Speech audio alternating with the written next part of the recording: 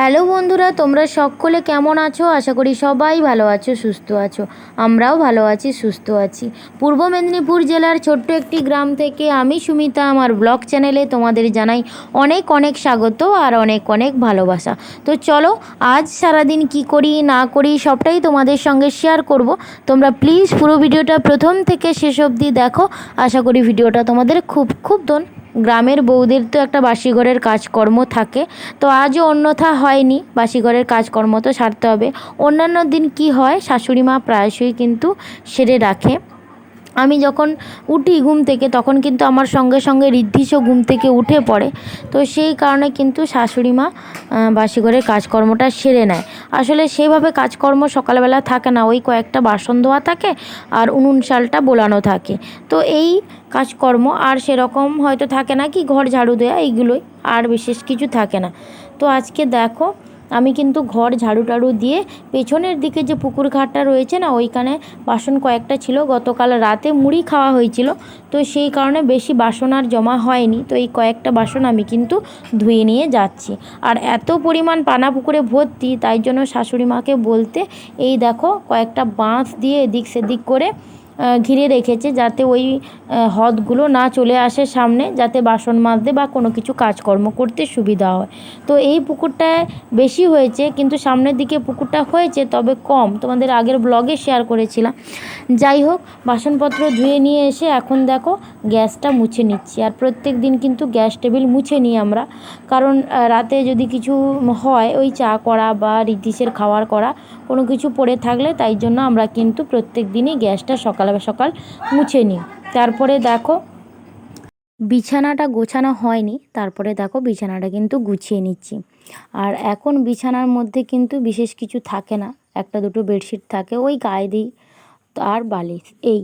তো আগে আগে যেমন গাঁথা থাকতো, তার ওপরে বেডশিট পাতা থাকতো, এখন কিন্তু গরম বলে মানে এইগুলোই থাকে। আর ওই দিকে দেখো কোল বালিশটা ছেঁড়া যে তোমরা দেখতে পাচ্ছ না, এইটা কিন্তু গতকাল রাতে ঋদ্ধি উঠে এসে না পুরো একদম ছিঁড়ে দিয়েছে। তো ও এত পরিমাণ দুষ্টুমি করে, কি বলবো বন্ধুরা, মানে ভীষণই মন খারাপ হয় যে এত দুষ্টুমি করে, এত খাটতে হয়। কি করব, বাচ্চা মানুষ যদি দুষ্টুমি করে কিছু করারও থাকে না। তো আমি দেখো বিছানা গুছিয়ে সমস্ত ওয়্যারগুলো নিয়ে চলে এসেছি, ওই বেড কভার বালিশের খোলা সব কিছু নিয়ে চলে এসেছি। আজকের কিন্তু ভালো করে ধোবো আর কাচবো বলে গরম জল একটু করে নিয়েছি, তাই ডান্ডাটা দিয়ে সমস্ত কিছু গরম জলের মধ্যে দিয়ে দিচ্ছি। এই গরম জল করা নিয়ে না আমার একটা ইতিহাস আছে। মানে কি, গরম জল আমি প্রায়শই 15 দিনে যখন মানে জামা কাপড়গুলো প্রত্যেক দিন ধোয়া হয়, কিন্তু বেডশিট তো প্রত্যেক দিন ধোয়া হয় না, তখন একটু হালকা আমি গরম জল করে নিই। তো গরম জল করতে গিয়ে একটা অসুবিধা হয়ে গিয়েছিলো, ঋদ্ধিস জানে না, পা ডুবিয়ে দিয়েছিল। তো সেই কারণে ভীষণই ভয় লাগে, সঙ্গে সঙ্গে কিন্তু কাজকর্ম সেরে নিই। তো দেখো, তোমাদের সঙ্গে কথা বলতে বলতে আমার কিন্তু জামা কাপড় ধোয়া হয়ে গেছে। আর জামা কাপড় ধোয়া বা সবজিপাতি ধোয়া সমস্ত কিন্তু সামনের যে পুকুরটা রয়েছে ওইখানে কিন্তু ধুয়ে নিয়ে আসি। আর আজকের ওয়েদারটা না মানে মেঘলাচ্ছন্ন, ভালো মতন রোদ হয়নি। ওইদিকে দেখো কাকিমা ঋদ্ধিসের সঙ্গে কথা বলবে বলে তাই এদিকে চলে এসছে। আসলে ও তো চারদিকে মাতিয়ে রাখে, ওদের ঘর আমাদের ঘর, তো সেই কারণে কিন্তু ওর সাড়া না পেলে ওকে কিন্তু ডাকতে চলে আসে। তো কাকিমা দেখো এই যে দাঁড়িয়ে আছে দূরে। আমার কিন্তু জামা কাপড় সমস্ত মেলা হয়ে গেছে, সঙ্গে সঙ্গে আমি কিন্তু স্নান টান সেরে চলে গিয়েছিলাম এই যে মাংস দোকানে। আজ একটু মাংস করব, তো অনেক দিন থেকে বাড়িতে ছিলাম না, মাংস টাংস হয়নি, শাশুড়ি মারও খাওয়া হয়নি। তো মাংস টাংস একটু নিলাম, আর একটু কাজকর্ম ছিল সেগুলো সেরে একদম বাড়ি চলে এসেছি। আর এখন বাজে কিন্তু 10:30। এসেই কিন্তু ঋদ্ধিসকে খাইয়ে আমি তাড়াতাড়ি খেয়ে দেখো ভাতটা বসিয়ে দিয়েছি। ওদিকে ভাতের ফুটও চলে এসছে। আর মাংসটা যে নিয়ে এসেছিলাম ওটা কিন্তু শাশুড়ি মা ধুয়ে রেখে দিয়ে গেছে।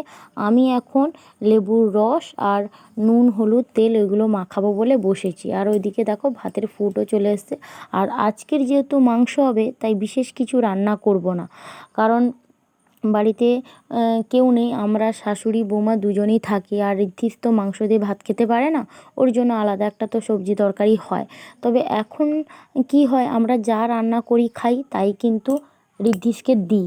তো দেখো আজকের কিন্তু সবজি তরকারির মধ্যে লাউ শাক আলু পেঁপে দিয়ে একটা তরকারি হবে আর মাংসটা হবে। তো এইটা কিন্তু ওকে ধুয়ে দেব, আর লাউ শাকের তরকারিটা দিয়ে ও ভাত খাবে। তো অনেক সময় কি হয়, ভাবি যে ও স্টু করে দেব, কিন্তু যেহেতু সেদ্ধ ঝোলের মতন একটা ব্যাপার হয়ে যায় তখন আর ও খেতে চায় না। আসলে এতদিন ধরে খেয়ে আসছে তো এখন আর ওর মুখে লাগছে না। আমরাই যেগুলো খাবো এখন ওইগুলোই ও খেতে চায়। তো সেই কারণে ওর জন্য আলাদা আলাদা করে সবসময় কিন্তু বানাই না। তো যাই হোক, দেখো তোমাদের সঙ্গে কথা বলতে বলতে আমার কিন্তু ওইদিকে কাজকর্ম সেরে ভাতটাও হয়ে গেছে। আমি কিন্তু ভাতটা নামিয়ে দিয়ে আবার দেখো কড়াইটা বসিয়ে দিয়েছি, আর লাউ শাকটা প্রথমে করে নিচ্ছি। দেখো ঋদ্ধিসের জন্য এটা মূলত করা।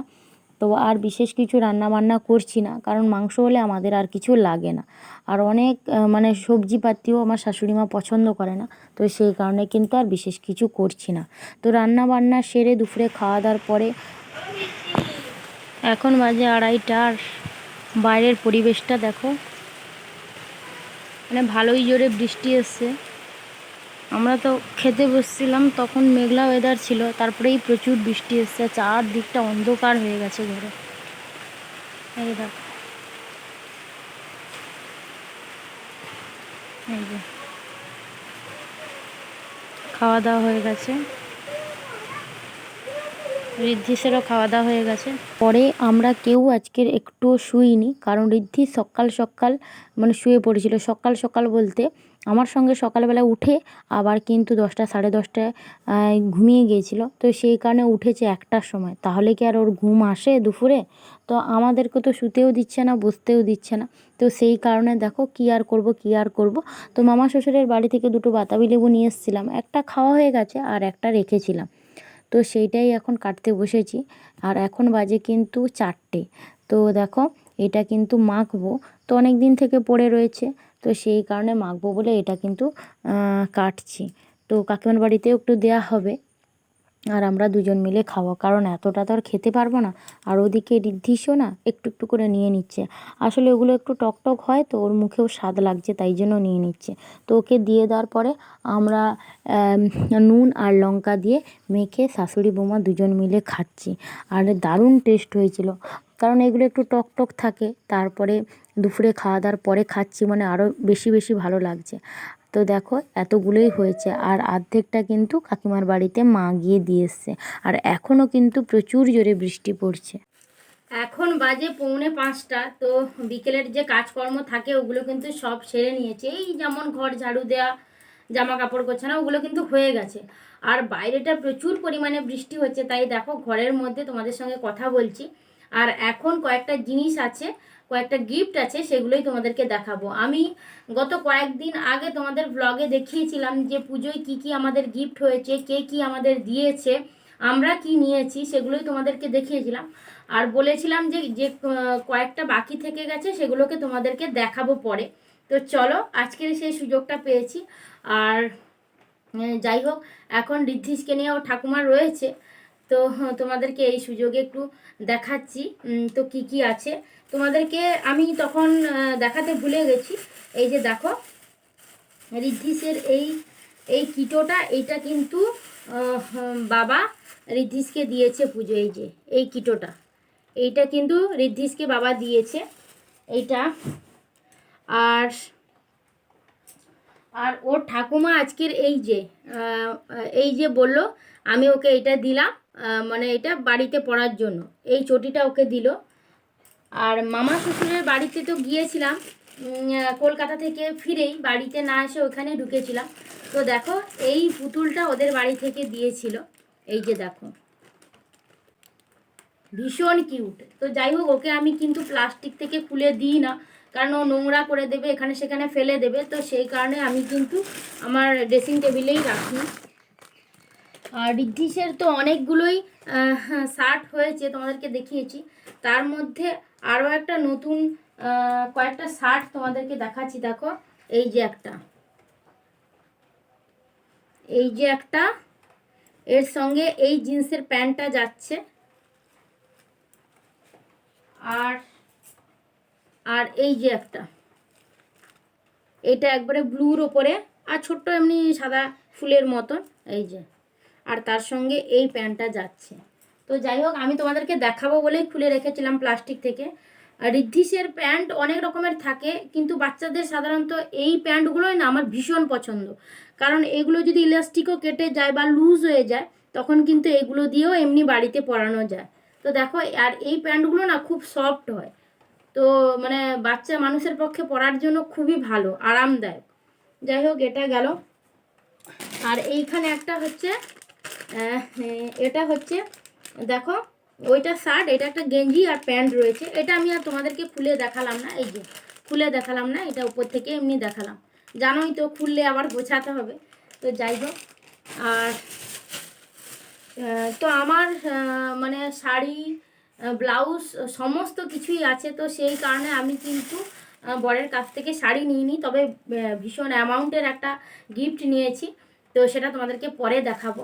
তো যাই হোক, আর এইখানে শাশুড়ি মা তো ওনার ছেলের জন্য এই যে দেখো এই প্যান্টটা দিয়েছে, এই হাফ প্যান্টটা মানে শাশুড়ি মা ছেলেকে কিনে দিয়েছে, বলছে পুজো এসছে তো আমি বিশাল কিছু তো দিতে পারবো না, আমি ওকে কয়েকটা প্যান্ট আর গেঞ্জি দেবো, তো সেগুলো আবার আরও পরে কিনবে। ওই প্যান্ট একটাই এনেছিল দোকানদার, তো বাড়ির কাছে যে দোকানদার আসে সেখান থেকেই নেওয়া। আর যেহেতু আমার সব রয়েছে, তো সেই কারণে আমি কোনো কিছুই নেব না বলছিলাম, যেহেতু শাশুড়ি মা ছেলেকে প্যান্ট দিচ্ছে, আরও গেঞ্জি টেঞ্জি কী দেবে, তো সেই জন্য আমাকে মানে এই ব্লাউজটা দিয়েছে, এই যে দেখো। আমি নেব না বলছিলাম, কিন্তু জোর করেই আমাকে দিয়েছে, বলছে না ছেলেকে দিচ্ছি, তোমাকে না দিলে হয়, তুমি আবার ভাববে কি।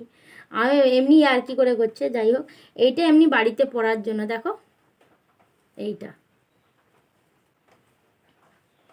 তো চলো, আজকের কি কি গিফট ছিল সেগুলো তোমাদেরকে দেখালাম, তো পরে আবারও হবে, সেগুলোও তোমাদেরকে দেখাবো। তো যাই হোক, আজকের ভিডিওটা আর বেশি বড় করছি না, এখানেই শেষ করছি। কেমন লাগলো সবটা মিলিয়ে অবশ্যই কমেন্টে জানিও। নেক্সট ভিডিওতে তোমাদের সঙ্গে দেখা হবে। সবাই ভালো থাকো, সুস্থ থাকো, আর অবশ্যই আমার ভিডিওগুলো যদি তোমাদের ভালো লেগে থাকে তাহলে চ্যানেলটা সাবস্ক্রাইব করে পাশে থাকো। তো দেখা হচ্ছে অন্য কোনো ভিডিওতে। সবাইকে টাটা।